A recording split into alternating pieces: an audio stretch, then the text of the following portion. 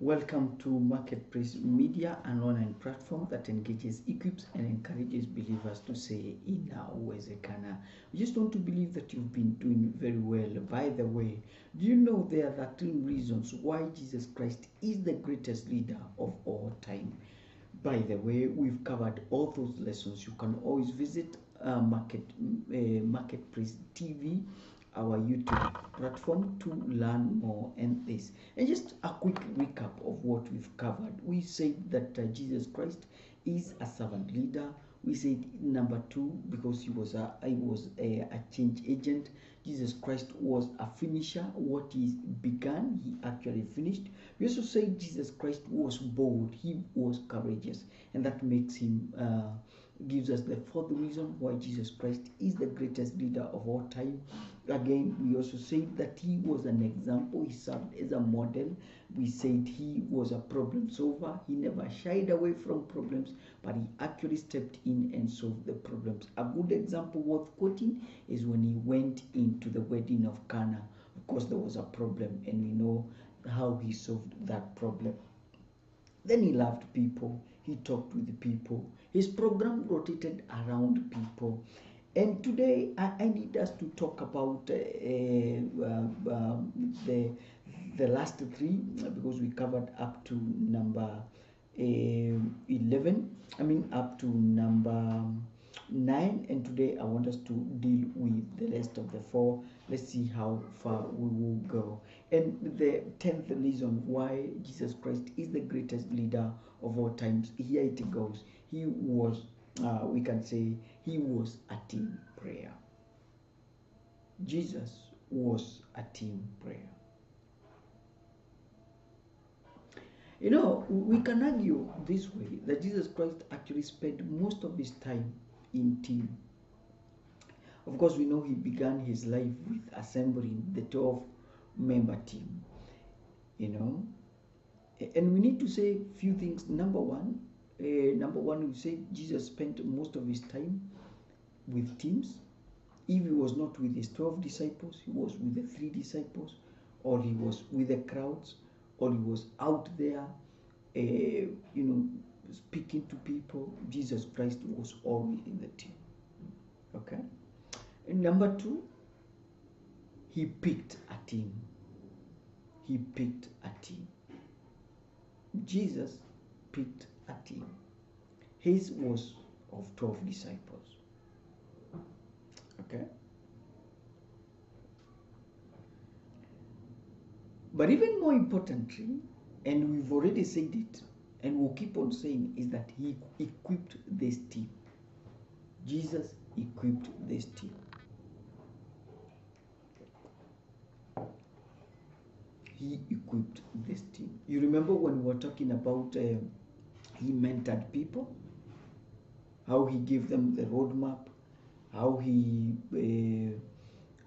gave them wings. He was simply equipping people. So he equipped his team. Okay. Then we can also say he stayed with his team. He stayed with his team. In other words, Jesus Christ did not create a team whereby he just left. He actually stayed with the team. If you read through the gospel, you see then Jesus and his disciples went. When he was healing the people, when he was raising the dead, when he was performing the miracles, Jesus stayed with the people. And actually it sticks to us that a leader must stay with the people. A leader must stay with the people. And this maybe gives the reason why we are for what we call open door policy or open space. You know, when you don't have those closed cubicles, when you have an open space, you know, the manager, the CEO, and is accessible. You know, not those closed cubicles where it becomes very difficult to see the boss. Jesus stuck with the people. He stayed with the people. Okay? That is very, very, very, very important for us to know. Okay? So he never stayed away from the people. And then we can also say, as he stuck with the people, as he stayed with this team, we can also say is that he allowed them to ask questions. He allowed them to ask questions. Like you remember one time they asked him, the disciples asked him, Jesus, teach us how to pray. And he actually answered that question. Okay? That is very, very important for us to be able to know. Okay? But as we talk about team becoming a team prayer, I believe there are 6 critical questions that every leader should be asking himself on daily basis to just check whether you are a good team prayer. 6 important questions that every leader needs to ask as you interact with your team. Question number 1, you need to ask yourself, could they play a needed role on the team? As you recruit the team, you need to ask yourself, could these people that I'm about to recruit play a needed role on the team? In other words, you must, as you recruit, you must have a role in mind. Okay. Number 2, do they demonstrate passion that could be redirected? Could they demonstrate passion that could be directed? Question number 1, could they play a needed role on the team? And we said match the role. Don't recruit people for the sake of recruiting them. So let there be a role. Maybe there is the role of a worship leader, or maybe there's the role of a social media influencer. Then recruit somebody to come on team to play that role. Number 2, we are saying, do they demonstrate passion that could be redirected? Are they passionate? Are they on fire? You do not want to hire somebody who has a sluggish feet, somebody who is not on fire. Remember, somebody who is not passionate will actually kill the team. These will dampen the spirit. They will extinguish fire. So you need to look for somebody who is so passionate. If you see somebody who is so passionate in music, it doesn't matter whatever passion they have, but as long as they have passion, you can always redirect that passion to profitability. Number 3, you need to ask yourself, are they hungry to become something more? Are they hungry to become something more than what they are now? Are they hungry to become something more than what they are now? Are they hungry? In other words, are they contented? Have they reached a point whereby they are comfortable within their comfort zone? You remember, in the world we have 2 types of people. We have contented people who have already arrived. They have what we call arrived mentality. They are not looking forward for anything new. They're just contented. They say sisi tumefika. But again, there is also what we call curious people. These curious people, they want to know more. For them, they follow the sausage kind of mentality. One is not enough. They want to know. They are hungry. In other words, they are not contented. They want to stretch themselves. They believe that if they are the best in the class, then they are in their own class. So you really need to recruit somebody who is not contented, who is hungry. Because remember, a team is somewhere you need to incorporate everybody, where you need to learn, you need to work with other people. So if that person is not hungry, he will try to pull other people down. You remember the story about the monkeys? If I should I remind you, there is an experiment, by the way, that was carried out. The first 6 monkeys were brought into a room, and on top of the roof there were bananas. There was a ladder, and every time when the monkeys tried to go up to get the bananas, there was a hot jet that hit them of water. discouraging or dissuading the monkeys from ever trying. And so every time when they try to climb up happily, a hot jet of water would hit them on the head, sending them sprawling down. So those monkeys okay. Actually, they cowered in a corner, and fresh monkeys that did not know of the past experience were brought. And this strange thing that happened every time when these fresh monkeys that did not know about the jet tried to jump up to get the monkeys, these old monkeys that had been ejected by hot jet of water, you know what they were doing? They would grab them by the tail and throw them down. And there was a fight. Why? The old monkeys were simply saying, you do not know when you start climbing up there, you'll be hit by a jet of a jet of hot water, and we are trying to save you from this. And the fresh monkeys are like, why are you, pulling me down? And this is what happens when you recruit somebody who is not passionate. I mean, somebody who is not hungry enough, somebody who is not passionate. Number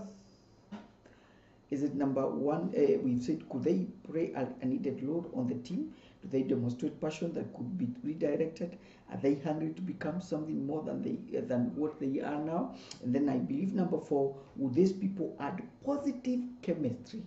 Would these people add positive chemistry and unique value if placed on the team? Would these people add positive chemistry and add value and unique value if placed on the team? There are two important words, but allow us to talk about the chemistry bit. You know, the chemistry is how is this person able to get along with others, because that is very important. Chemistry is the ability to fit in. You can bring a very talented somebody, very talented, very capable, very passionate, very knowledgeable, but he lacks the chemistry. In other words, the ability to fit in. Remember, chemistry is very, very important. Okay? The ability to fit in. I do not have the right words to put on chemistry, but basically, chemistry is the ability to fit in, the ability to blend, the ability to speak the language, the ability to hit the pass of the organization. Remember, every organization have what we call culture.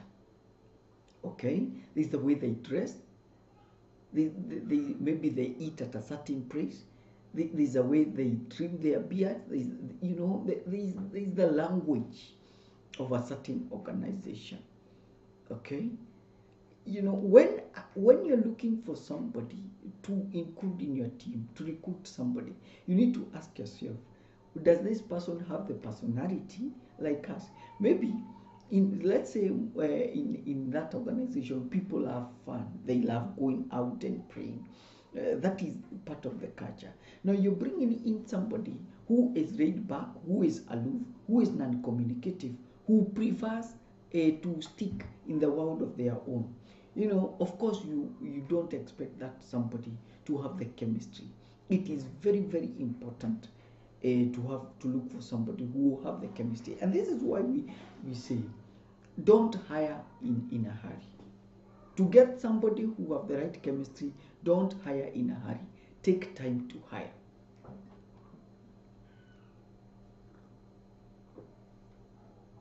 Take time.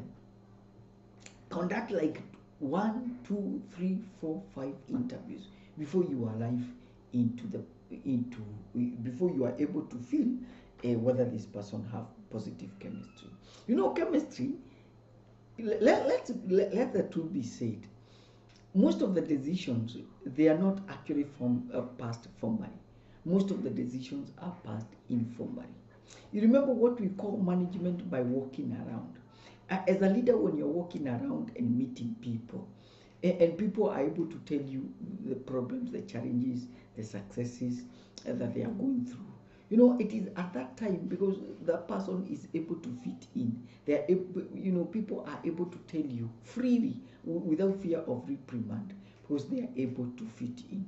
one of the biggest reason why there is a lot of labor turnover in most of the organization, and if you interrogate the people who walk out, who leave organizations, you understand part of why they leave. It has nothing to do with the pay. Most of it has to do with chemistry. I don't feel like I belong here. Okay. The reason why people change jobs is basically because they don't feel the warmth. They feel like they are like virus. You know, so if people feel like viruses, they feel like falling, they don't blend in, then those people will walk away. Number 5, I believe, the individuals show initiative even if it has been misdirected. Do the individuals show initiative even if it has been misdirected? Initiative, the ability to start things, the ability to stop and start things. That is initiative. You know, a leader, you need to look for somebody who is able to stop things. Every organization have set of things that need to be stopped, like yesterday. But at the same time, there are also sets of things that needs to be started almost immediately. And it does not even stop there. It also goes a step further in the ability to keep those things that have been started going, and making sure that those things that have been stopped are not started. I think you understand. So it encompasses 3 things. Number 1, identify things that needs to be started. Identify the ability to tell that it is the right time to start these things. Then number 2, identified things that needs to be stopped, and providing the reasons why those things needs to be stopped. Okay, maybe they are outdated, maybe they are not adding value. Okay, maybe they are not aligned with the corporate or vision of of the organization. And then the ability to keep that which have been started and that which have been stopped moving. That have been started, to keep it moving and growing. That is very important. So do the individuals show initiative? They don't need, again, you do not need to look for somebody who is a team player, but he is laid back. He can't start anything, he can't stop anything. Of course, you remember we talked about market share a while ago. And when we are talking about market share, remember, market share grows or shrinks. Right? So for you to be able to grow market share, that means raising the number of customers who comes to your shop every day. If you need to increase the number of customers that comes to your shop so that you gain competitive advantage, such that people stop going to your competitor and they come to you, because that is all about gaining competitive advantage. So for you to be able to position yourself in a way that your competitor start losing to you instead of you losing to your competitor, then you need to have somebody who has initiative, who is creative, who is bold enough. And Jesus Christ looked for people who have the initiative. No wonder he went to the fishermen. Of course, fishermen are people who have the initiative. They go out there and they know, for us to be able to catch fish, we must take the initiative. We must take the initiative to throw the nets into the water. We must listen, the ability to sense that right now this is the time to pull up the fishes, and they know even the timing. So this has everything to do with initiative. So you need to ask yourself, do this individual that I want to hire, that I want to call into my team, do they have the initiative? Part of why governments are suffering is because we don't look at initiative. That's why you would find somebody coming into a government office, press their coat or whatever it is, and just walk away, and they don't feel a thing. Number 6, what positive qualities exist that may seem as a negative behavior?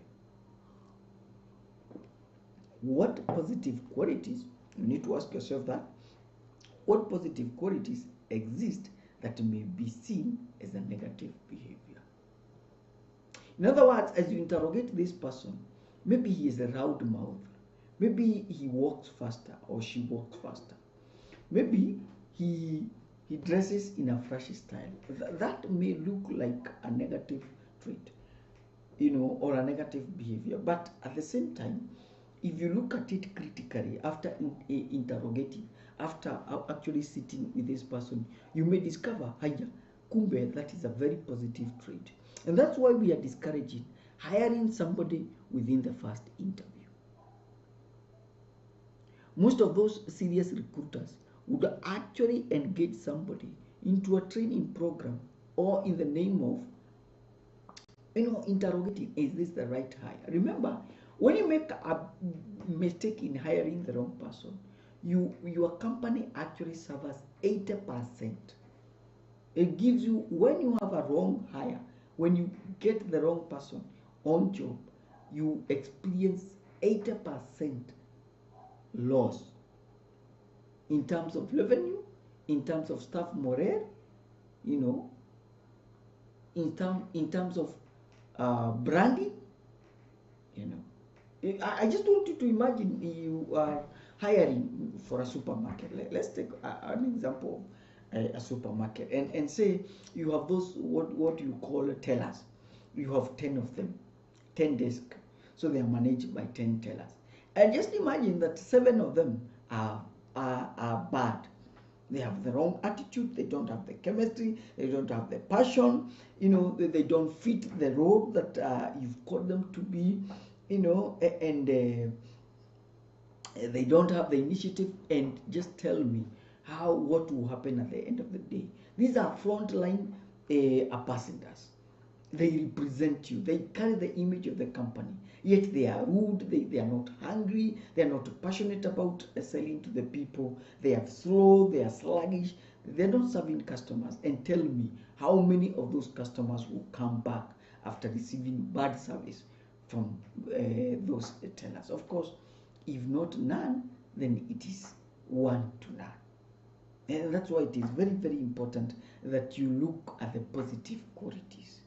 Okay, very, very important. So number 10, Jesus Christ was a team prayer, and we've been able to share with you some of the questions that you need to ask yourself as you put a team on praying. Okay, let's go to something that makes Jesus Christ the greatest leader of all time, and I believe that is number 11, is that Jesus empowered his team.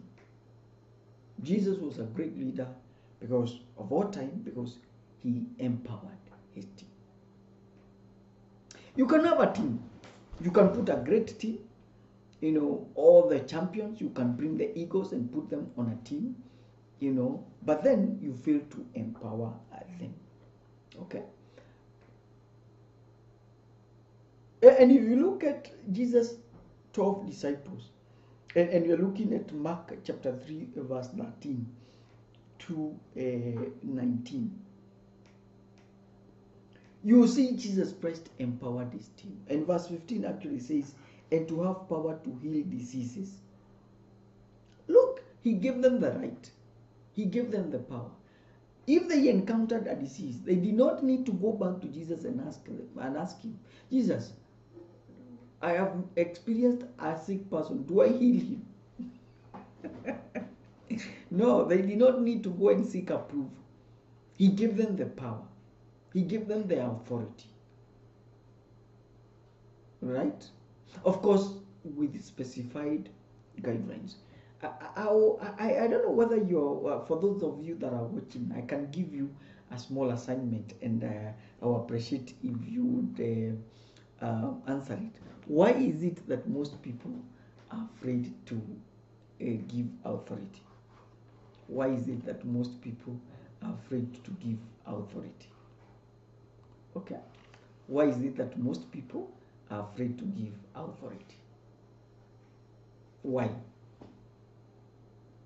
Because I believe you worked in organizations, or you've seen organizations where, let's take, for example, the church situation. that for the tea girl must go to the senior pastor to be approved of the tea, the amount of sugar that needs to be bought. As in, the CEO is asked literally everything because he has not empowered the people. So why is it that leaders are afraid empowering their people? Why is it that leaders are afraid of empowering their people?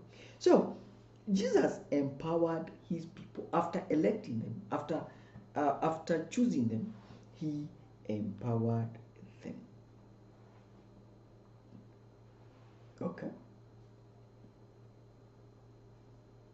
But I would want us to go step by step on how you arrive at empowering your team from Jesus' a model. Number one, selection.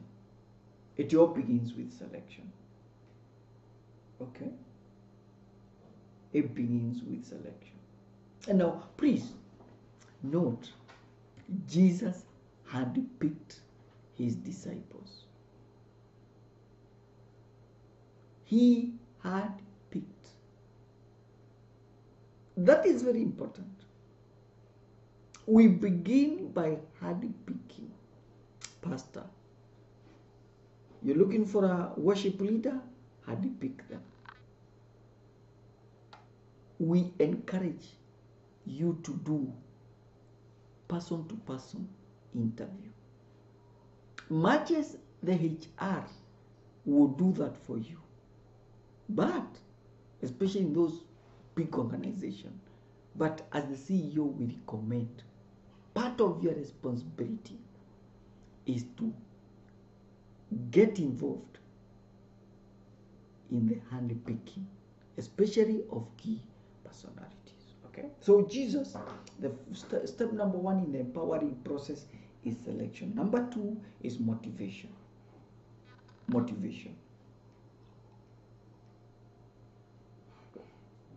Remember, the motivation is Jesus selected. Now listen to this. Jesus selected the ones he personally wanted, not the ones that he were recommended to him. Okay, and I know this can raise a lot of politicking, when a president comes in and actually appoints his own team and fires the other team.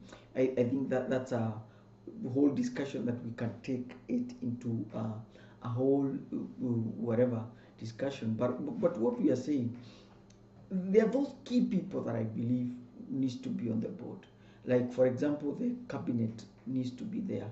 But again, there are some people that you really don't need to fire, But all the same, Jesus picked, and he picked.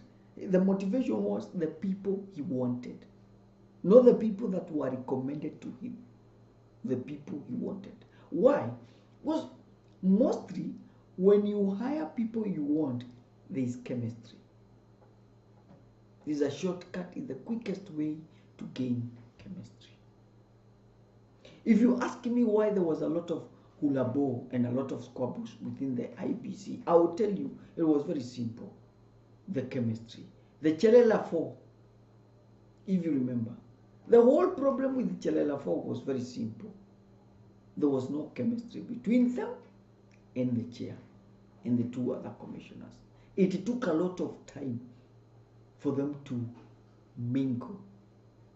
No wonder at the critical time when the IEBC was called to deliver a very critical decision, that's why the 4 worked out. And I'm not simply justifying that was right, but is just illustrating the need to pick the people that you want.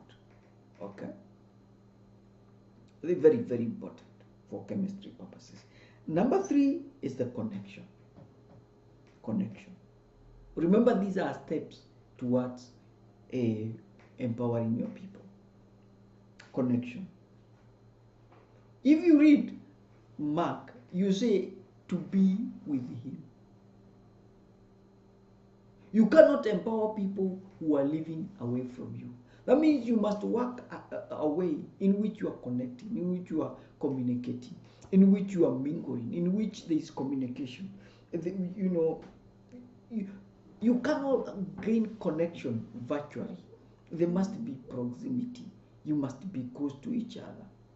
That's why, again, we recommend open offices. Okay, open offices. Number 4, permission. Permission. If you need, again, your team to be empowered, you need to permit them. You need to allow them. And Jesus he released them and gave them specific assignments. In other words, he told them, these are the assignments that I'm giving to you. Again, verse 15, to have power to heal sicknesses, to cast out demons. Previously, verse 14, he had said, he appointed the 12 that they might be with him, that they might send them out to preach and to have power to heal sicknesses and to cast out demons. In other words, the assignments were threefold. Number 1, preach. Number 2, heal diseases. Number 3, cast out demons. He gave them the power. He gave them the authority. Every time when they encountered a demon, every time when they encountered a sickness, every time when they encountered a preaching opportunity, that was their assignment. And one of the biggest problem with empowerment is our job description. They are not clear. You hire somebody, but the job descriptions are not clear.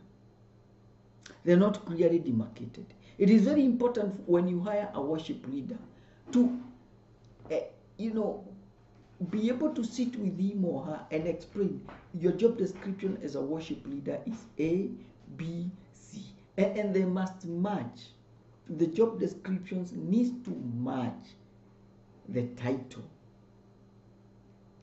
Or they don't want to hire a senior pastor of organization and then reduce that person to a worship leader. You do not want to hire a social media influencer of organization, yet reduce him to a tea guy. So that is very, very important. The permission. Allow people to do the very roles in which they were hired. Okay. In most job descriptions, there is at the tail end, there is the one that actually reads, that is so ambiguous, that actually says, and any other role that may be assigned to you. And it has been our observation that most people actually do that last role and any other assignment that may be given to you. Those others, number 1 all the way to 10, they don't do them. What they actually do is any other role that may be assigned to you. Okay? And when you complain that you people don't allow me to do that which you hired me, they remind you that the 11th. Do you remember that you can do any other role that you're assigned to do? And then if you complain, they fire you. Okay? Then number 5, for you to have empowerment, then number 5, there is commission. Commission. So empowerment happens when there is selection, when you have to pick, there is motivation, when you pick the people that you want, when there is connection, when you stick together, when there is proximity, there are no physical barriers are removed, and then there is permission, people know their road and they are allowed to do those roads, and then finally this commission. That means you give them authority. You give them authority. You allow them to do. It's very interesting that I came across in my reading. I want to believe if it's not, it was one of the books by Jim Collins. I don't remember whether it is Built to Last or Great by Choice. And they talked about a certain company. They have a very large manual that describes how things are done. And these are the rules. Rule number 1, the rule number 1 actually says something like, if I remember, do the right thing. at all times. Do the right thing. Actually, the title says 100 rules in this company. 100 rules in this company. Rule number 1, do the right thing always. Rule number 1, do the right thing always. Rule number 2, always remember rule number 1. That is rule number 2. Then rule number 3, the rest of 97 rules are not important. And if you look at the Jim Collins was saying, that company is highly profitable. Most people, they do the right thing. Actually, it's a retail shop. So, because it's not the right thing to shout at a customer, so you don't do that. And then number 2, always keep rule number 1. And then, so the company is highly profitable. So we want to encourage people to do the right thing. And you release people to do anything within their environment. You know, it has been my observation that when you restrict people, people tend to abuse. But when you let people free, of course with demarcated boundaries, people will perform. Okay? That is very, very important. It actually said in Google, I don't know whether it is in Google or in Facebook, Mark Zuckerberg company, he said that people are allowed to carry out their petty projects. I mean, those projects, they are actually funded. They are actually allowed to carry out fancy projects.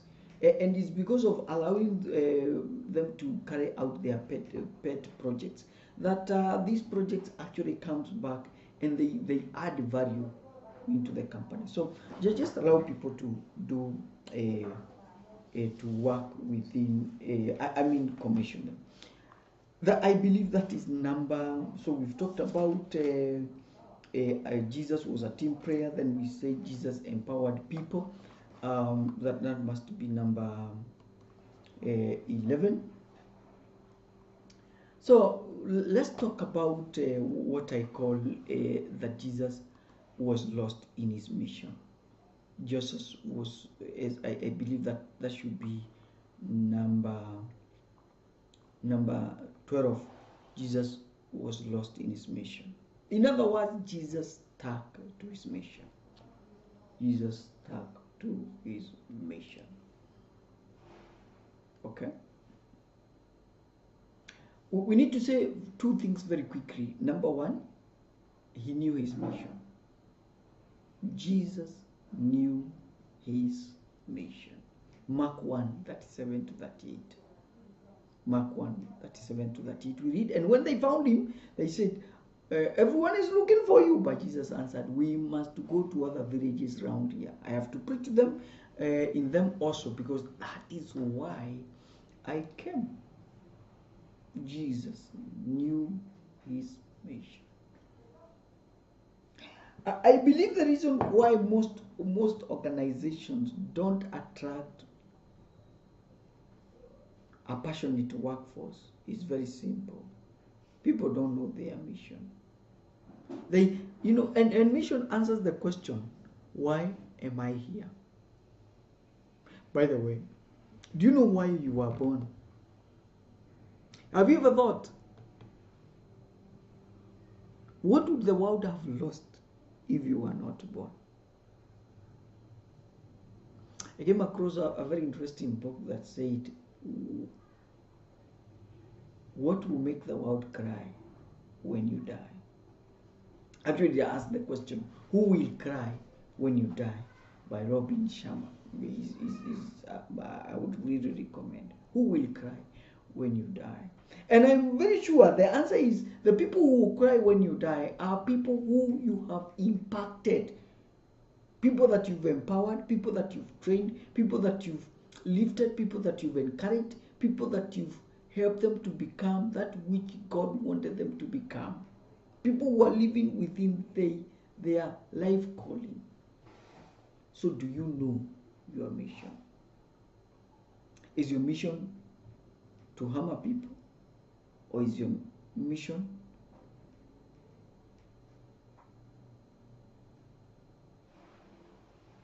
to sing for people.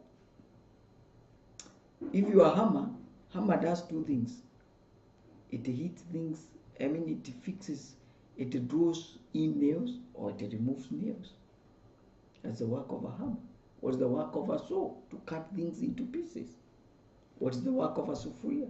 To cook. That is something that a cup cannot do. Okay, so do you know your mission? Number two, Jesus did not allow fame to distract him. Jesus did not allow fame to distract him. By the way, Mark 1:28. By the way, Jesus was a celeb. If you read through the gospel, you see, and the crowds followed him. Sometimes they would follow him even for 3 days. I'm not sure whether there's a celeb these days, in this time and age, who is followed physically. People walking and following you. I'm not very sure. But Jesus was there. Jesus was an instant hit. But he never allowed fame. He never, by the way, listen. Jesus did not do things that will make him famous. Hello? Jesus never did things that would make him famous. Jesus did things that would answer his mission. Can you say that again? Jesus never did things that would make him famous, that would make him to be celebrated, that would make everybody to clap at him, that would make his Twitter handle to attract a lot of likes. Jesus never did things that would make his Instagram account to receive a lot of love emojis. No. Jesus did things that were connected to his mission. That's why earlier on, if you remember, we say that Jesus' program was tied around people. He allowed people to interrupt his program. That's why when he was healing, when he was on the road to heal Jairus' daughter, when the 12-year-old woman stopped him because of her breathing problem, Jesus stopped. Another example, you remember Jesus Christ was traveling. When he saw Zacchaeus on top of a tree, he actually stopped and said, "Today I am getting into your house." Why? Because Jesus Christ knew his mission and did not allow fame. Jesus did not do things that would make him famous. He only did things that would make him answer his call. No wonder at the cross he cried and said, "I have finished the race.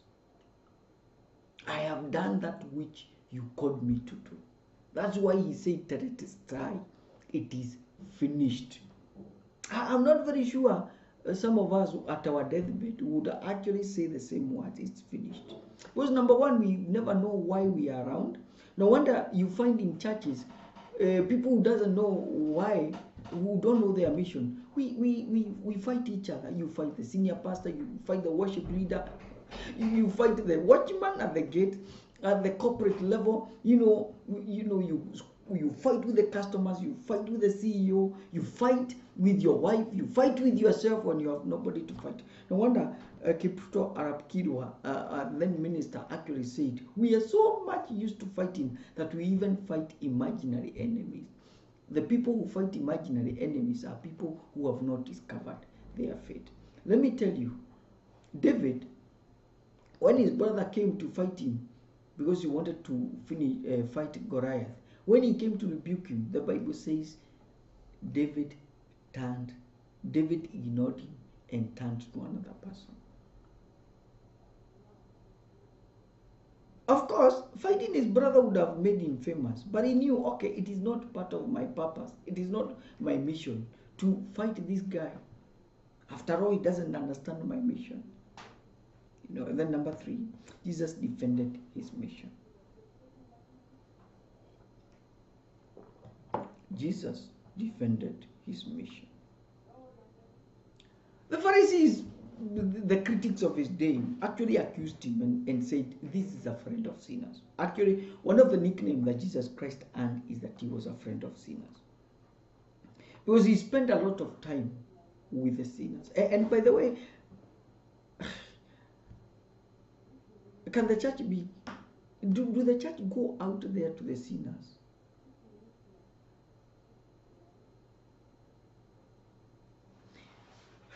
Let me ask you, pastors, you're watching us today.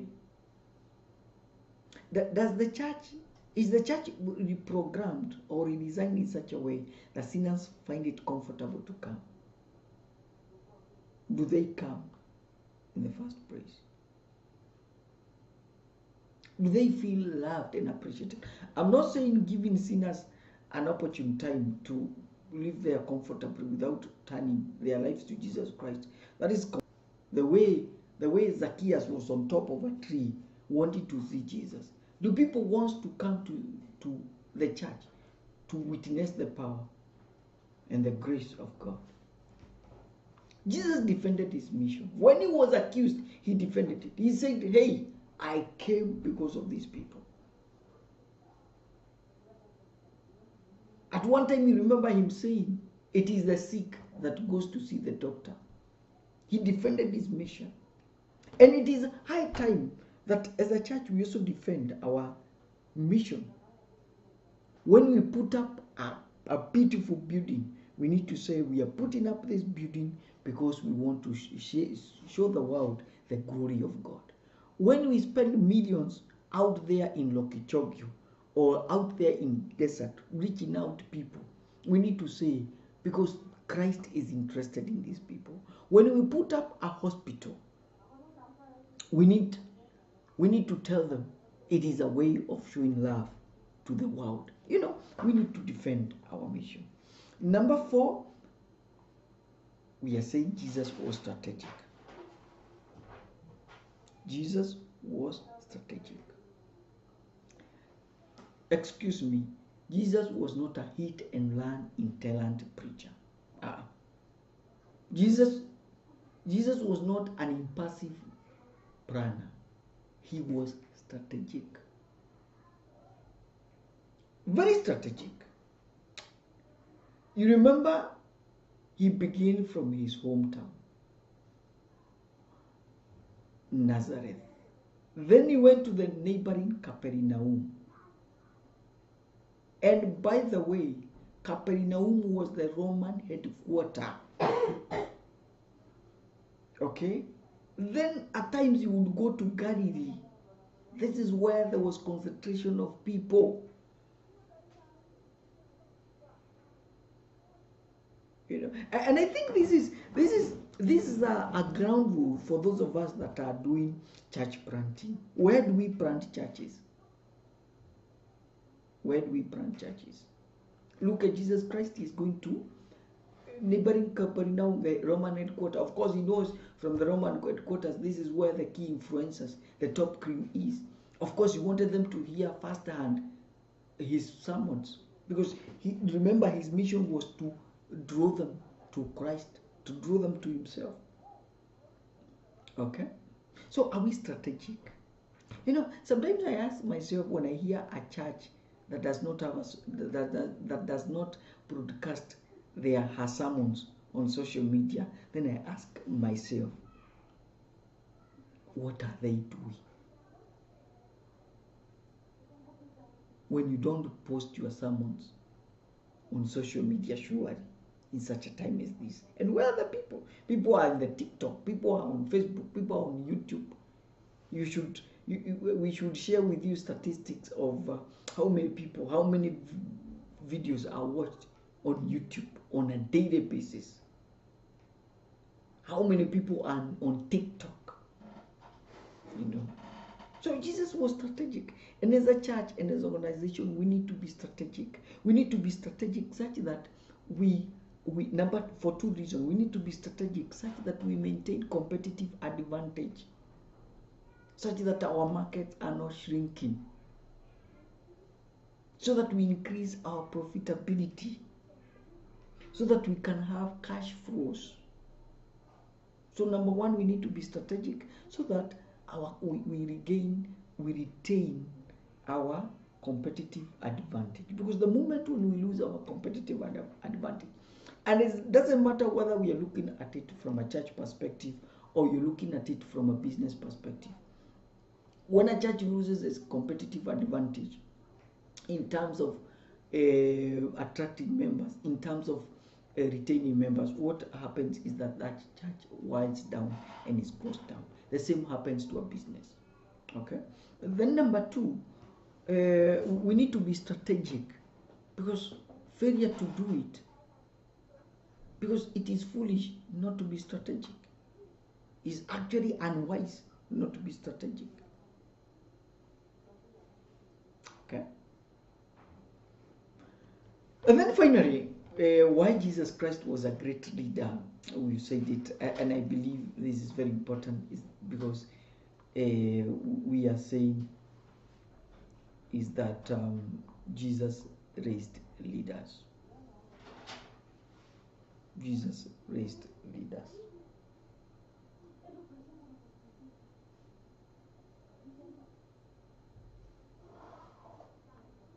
Jesus raised leaders.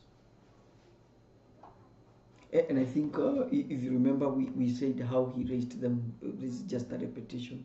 We remember he taught them values. He taught them on conflict management. He mentored them, because he spent, you remember we said he spent on 12, not on 1200. And we remember we talked about how he delegated and how he connected with the leaders. This is Marketplace Believers, an online platform that engages, equips, and encourages believers to say in Uwezekana. If this is your first time, please let us know where you are following us from, and would actually appreciate reading your comments. And please remember, we asked a question: why do people fail to delegate? I mean, why do people fail to empower? Why do leaders afraid of empowering others? Why? Okay. Maybe I should finish with the reason why Jesus was the greatest leader of all time, and I'm just trying to look at one of the things that we can share from there, so that we can call it as I bring this to a close. Okay. Meanwhile, I can see Jomino Harry is saying thank you, saying amen, and then there's one of our good friend called Evangelist Daniel Rukwaro. He is saying thank you very much. We appreciate what you are actually doing here. Okay. I think I should end this by talking about that Jesus turned the ministry over. Okay, I think that is very important for us. So the final lesson why Jesus Christ is a greatest leader is that Jesus turned his ministry over. So let's do that.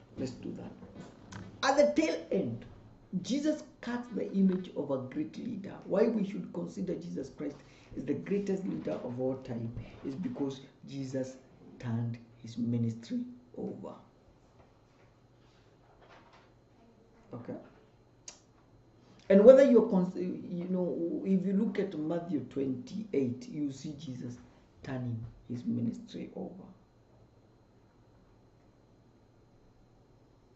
Okay. And we can say, in our 5 steps of empowerment, remember we talked about, if you remember, we talked about selection, we talked about motivation, we talked about, permission. Then the very last step is we should have written that time, but we deliberately left it, is transition. Turning the ministry over, turning leadership over, and we have a lot of problems when it comes to transition, and it is not only transition is not only a problem within political circles, but it is also a problem even within family circles.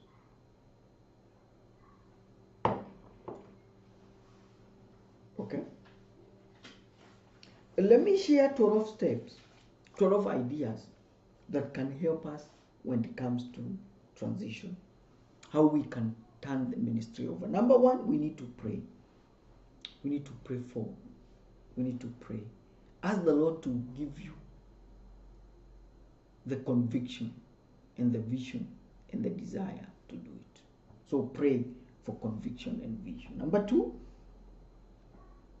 select the persons. Select the persons.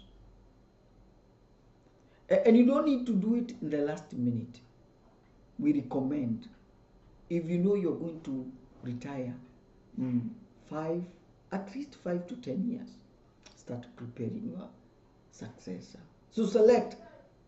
You can begin with a group of, say, like 5, depending, identifying potential successors. You can narrow down maybe to 5, okay, and that is in 5 years time. And then you remember the recruiting process. Continue narrowing down until you have 2 or 1 or 2. Okay, so select the person or a group from your sphere of influence that you're going to mentor, that you're going to prepare. Number 3, spend initial meetings discussing goals and expectations. Of course, with these potential hires, remember, you don't tell them that nyinyi ndiye ninataka among you, nataka mmoja wenu awe CEO. Talk to them. Just listen to their heart. What are your expectations? Okay. Number 4, cast the vision for them. Cast the vision of reproduction. Not just the vision, but the vision of reproduction. Okay, cast that vision for them. And then number 5, very important, ask for commitment. Ask for commitment. In other words, you can ask them, now assume you become the CEO. Are you going to train people? Are you going to help people to lead? Are you going to equip them? Are you going to give them information? Are you going to offer on-job training? Okay. Number 6, determine what tools or resources you will use together. Now we are assuming determining what tools or resources you will use together. We are assuming at this level, maybe from a group of 5, you've already settled on 1 or 2. This means you can, if it's in a church setting, maybe you can say, because I'm preparing this guy to be the next senior pastor, so he'll be using my vehicle, he'll be using my office, he'll be using, sometimes I'll be leaving him and allowing him to preach. Maybe when it comes to business circles, maybe you can say he should move from his office and maybe find a desk within your office so that you can be able to work together. Then number 7, prepare yourself and set goal for each meeting. Prepare yourself to live and set goals for each meeting. That means every time when you're meeting with your proposed successor, you have an agenda. Today I want to talk about the need to prepare for a meeting. Today I'm going to teach him on public speaking. Today I'm going to teach him on the need of trust. Don't just meet for the sake of meeting, but just have an agenda that you will discuss on that day. Number 8, meet regularly for a set time. Meet regularly for a set time. As you prepare for successor, maybe you can say for the last 1 month, for the last 1 year, we are going to be meeting every week. We are going to be meeting 1 month every day. Once a month or maybe once a week. And as your transition is getting closer, the frequency of meetings should be higher. Okay. As the date for your exit is drawing closer, your frequency of meetings should be regular. Number 9, discuss and apply the truths you learn together. Discuss and apply the truths you learn together. Okay. I'm assuming maybe you had an AGM and as the chair, you are the one that was reading. Maybe there are things that you learned. Then you can share those truths together with your next successor. Number 10, to discuss and apply the truths you learn together. Invest yourself in the person, the process, and the purpose. So invest yourself in the 3 P's. Invest yourself in the 3 P's as the person exiting. P number 1 is the person, P number 2 is the process, and P number 3 is the purpose. The person. You do not want to leave somebody who doesn't know where the car keys are left, or who doesn't even cannot be able to tell how successful the business is, or who doesn't know the password of the company's phone. You need to groom him or her to have the confidence, to be ready. Okay? Then the process, how things are done.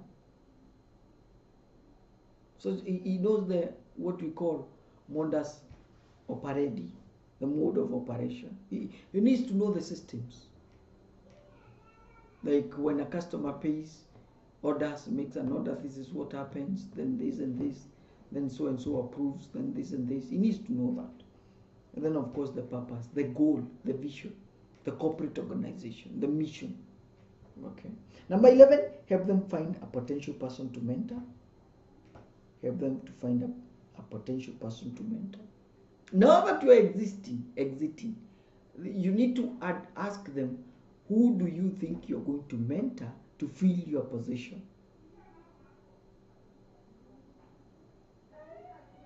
Okay, I am exiting. We are picking you from this position so that you come and sit here. So who do you think will fill your position? Mentor that person. Prepare that person. And so the process goes, process themselves. Evaluate and launch them to try the process themselves. We encourage, evaluate and launch them to try the process themselves. Before you hand over the baton, before you declare you have retired, your CEO, your incoming CEO, needs to have started doing things without your hands at least 90 days. He needs to be in office with very minimal interference. He needs to be on the driver's seat, alone at least. If not 6 months, then 3 months.